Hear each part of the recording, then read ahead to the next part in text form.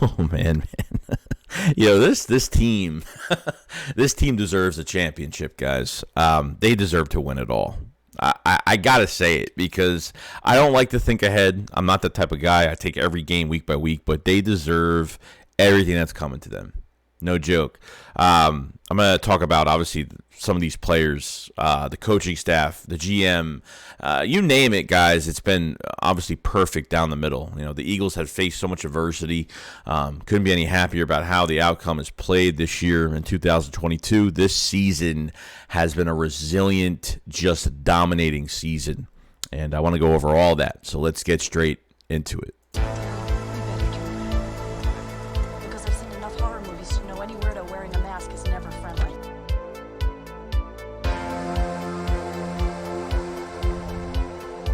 It has been a crazy year, guys, and I gotta say this. Not Miles Sanders. Well, we're gonna talk about Miles Sanders anyway, but I gotta say Jalen Hurts, man, give this man a contract. It's.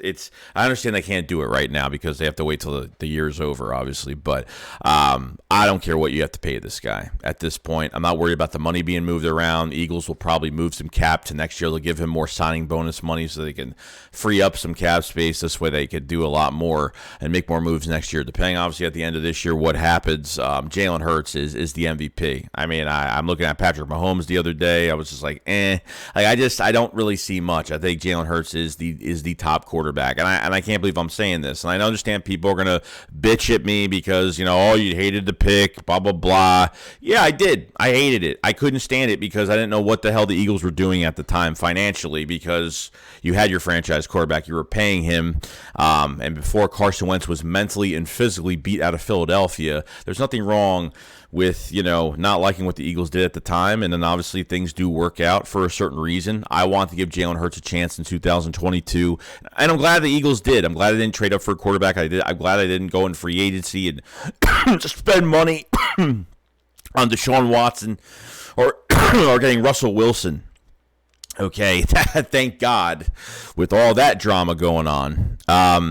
You take a quarterback in Jalen Hurts, and there was things from last year, flaws. There was flaws. Okay, there was missing wide open receivers, reads, release of the football, just his throwing style. Just there was a lot of things going on with Hurts. But this is what happens, man. First year head coach last year, Nick Sirianni. First year defensive coordinator, and Jonathan Gann. Like the whole team in general, very young team offensively. There just wasn't enough there, and obviously there was some cancer we had to kick out of the roster as well with JJ and Jalen Reagor and some other moves that we had to make. But Devontae Smith not being treated like a number one. There was a lot of issues last year, okay, especially that wild card game that really left a bad taste in my mouth, and how he played in that game was really embarrassing, okay?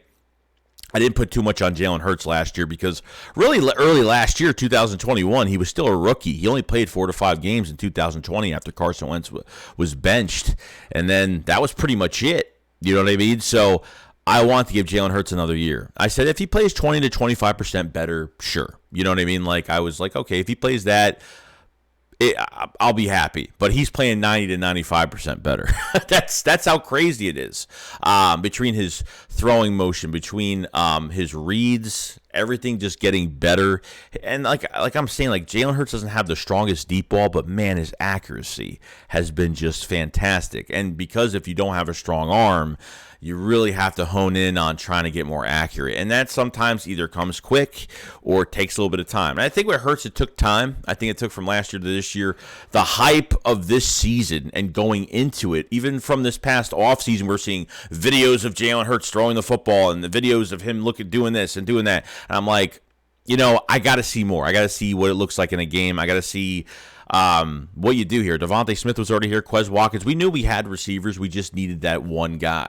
Okay, and A.J. Brown, that trade really just took the top off of Philadelphia. Okay, literally, like the Titans only switching first rounders, and you get a third-round pick. You give up a third-round pick, and that's it for A.J. Brown, a guy that's very young and pretty much it's like drafting a receiver that's played in the NFL. Pretty much, that's how young A.J. Brown was at the time when we drafted him this past year, and it's like that was a steal.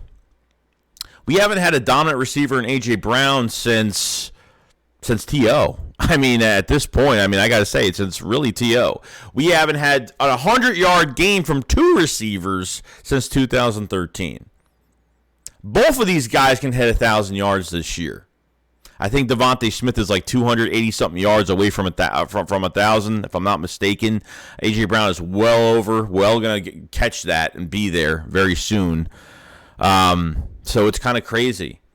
And not even that, but you can have a 1,000-yard rusher, which is definitely going to happen in Miles Sanders. Miles Sanders, just imagine before that Green Bay game, if they actually ran out Miles Sanders between those last 3 games that they played, he probably would have almost hit 1,000 yards right now. He probably would already be at 1,000 yards right now if they ran the first half, those 3 games before the Green Bay game. That they barely ran with him in the first half, but obviously this Tennessee game, which everyone thought we were going to get killed, they barely ran at all.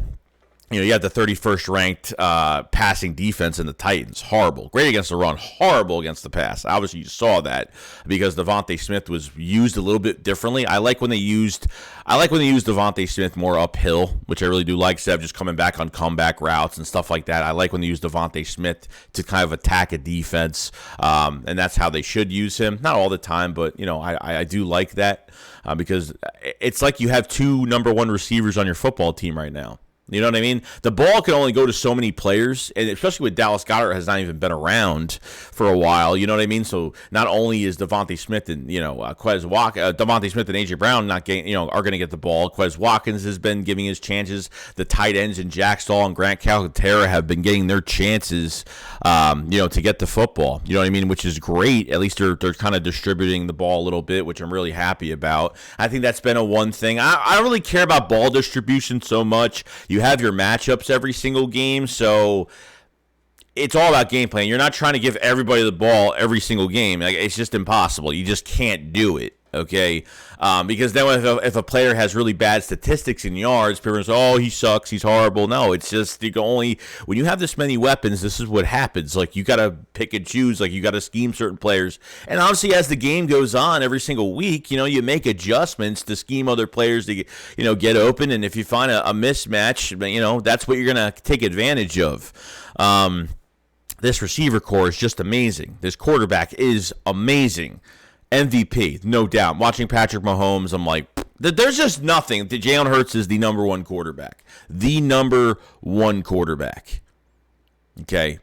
Obviously with Jimmy G going down with the 49ers, that's a huge thing for at least the NFC and the seeding and, what teams could face who. The NFC East might be facing each other again in the playoffs. Who knows at this point? Eagles could have another shot at the Cowboys. The Eagles could have another shot. Who knows at this point what could happen? But your roster cannot do a damn thing without a good coaching staff. Your coaching staff cannot do anything without a GM that knows how to get talent to this football team, and it's been absolutely perfect since last offseason with Howie Roseman drafting Devontae Smith and getting Dickerson in the second round, stuff like that. You don't expect things like that to happen when your GM does a 180 and you're like, holy crap, what is going on? I think a lot has happened, which we've already kind of talked about. I think there's a lot of blame to go around. I think Howie's had some couple bad draft picks. And I say only a couple because I feel like there has been some interfering issues with Howie Roseman. And I don't think Howie has never, even though we have thought this whole time that Howie has had full control, I think he hasn't had full control. I think that's actually been the problem, the total opposite of that. You know what I mean? So it's kind of crazy. And you know what? As much as I look at this defense going forward with Jonathan Gannon, what he brings to the table, I'm probably never going to like it. But at the same time, when he adds in the stunts and when he adds in certain players, it does work. The problem I have is when you're playing a react defense way too much and you're not attacking as much, and because depending on the team you're facing, it makes me nervous. Like, I didn't think we were going to hold King Henry to 30 yards rushing. It just wasn't going to happen. But we know, and you could take something going into this Giants game next week, because really you stop the running back, there's only so much that quarterback can do because there's barely any talent with those receivers. You know what I mean? So there's a lot going on. Then the Titans lost Burks at with the concussion injury from Marcus Epps. So that was just a weapon. Your cornerbacks in Bradbury and Slay have been just shut down this year, and I got to say this, okay? I don't think they've even allowed a yard, barely even a yard, against the Tennessee Titans. I think they were combined, not even thrown to like more than 4 or 5 times. I mean, that's how bad they were. If you guys remember, they were putting Burks in the slot against Josiah Scott, which is Josiah Scott hasn't been great. He's horrible. Avonte Maddox is well needed back in this secondary. A lot of players, Chauncey Gardner-Johnson coming back by the Saints game, so that the Eagles are getting a lot of reinforcements, but the Eagles need to stay healthy at the same time to not have players miss any time and be in full effect by the playoffs this year. And Gannon is going to have, Gannon's probably not going to be here next year. I could probably guess. And I am just going to talk about offensively, but defensively with this coordinator, he'll probably be gone next year. I've wanted to attack a little bit more, and I feel like we would have more turnovers. I feel like we would have a lot more right now at this defense, but I'm not bitching about it. I liked what we've been doing. I thought the Titans game was perfect, really. I thought defensively they played good, other than like the 4 times that Tannehill ran for first downs. Okay, really. This is the stats, okay, for this defense as of right now. Statistically, I can't say nothing about it because this is how Gannon deserves a lot of credit, it's kind of insane. Okay, these are the ranks for the Philadelphia Eagles, okay? The touchdown differential is plus 13. They're first place for that. 178.5 passing yards per games allowed. That's first. 296.4 total yards per game allowed. Second. 42 sacks for the year. They're second in the league. Okay, 18.8 points per game allowed. That's tied for 7th. Gannon. Yeah, that's really, really good. I mean, that's even better. I think that was even better stats than what Jim Schwartz did. I mean, that's even better. But obviously, we had I think we were in first place for sacks that year, obviously. So I think Dallas is in the lead with sacks this year, so pretty much right behind them sack wise. But this team has gotten better every single week. We almost got 2 players in double-digit sacks, and Hargrave has had 8 sacks. Never has had 8 sacks his whole entire career. So that's a great thing. Hassan Reddick should be in double-digit sacks soon. I think he has 8 as well. So depending how they use certain guys, man, when it comes to his pass coverage and using ends and how he uses the defensive ends like that. And, there's things that piss me off. I think there are always things that just, not because he's not doing the right thing, it's just his philosophy is just not what I'm accustomed to and what I do like with this defense. You know what I mean? So I think overall this team deserves above and beyond.